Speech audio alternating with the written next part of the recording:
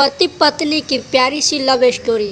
शादी के कुछ साल बाद पत्नी को ख्याल आया कि अगर वह अपने पति को छोड़कर चली जाए तो पति का क्या हाल होगा।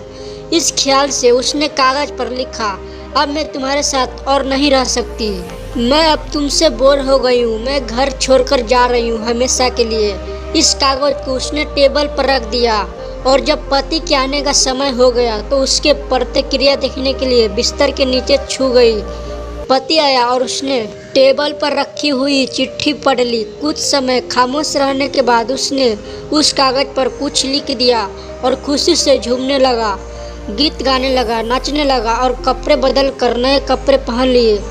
फिर उसने अपने फ़ोन से किसी को फ़ोन किया और कहा, आज से मैं आज़ाद हो गया हूँ। शायद मेरी बेवफा पत्नी को समझ में आ गया था कि वह मेरे काबिल नहीं है, इसलिए वह हमेशा के लिए घर छोड़कर चली गई है। अब मैं स्वतंत्र हूँ। अब हमें छुप छुप कर मिलने की कोई ज़रूरत नहीं और मैं तुमसे मिलने के लिए आ रहा हूँ। तुम भी तैयार होकर मेरे घर के सामने वाले पार्क में आ जाओ। यह कहते कहते पति घर से बाहर निकल गया। पत्नी बिस्तर के नीचे से बाहर निकल आई। उसकी आंखें आंसुओं से भरी हुई थी और वह कांप रही थी। उसे इस बात पर बिल्कुल भी विश्वास नहीं हो रहा था कि उसका पति उसे ऐसा धोखा देगा, उसके साथ विश्वासघात करेगा। कांपते हुए हाथों से उसने अपनी लिखी हुई चिट्ठी उठाई जिसमें पति ने भी कुछ लिखा था और यह पढ़ने के बाद उसके चेहरे का भाव पूरी तरह से बदल गया और अब उसकी आंखों में खुशी के आंसू थे। पति ने लिखा था, पगली, बेड के नीचे से तुम्हारे पैर दिख रहे हैं।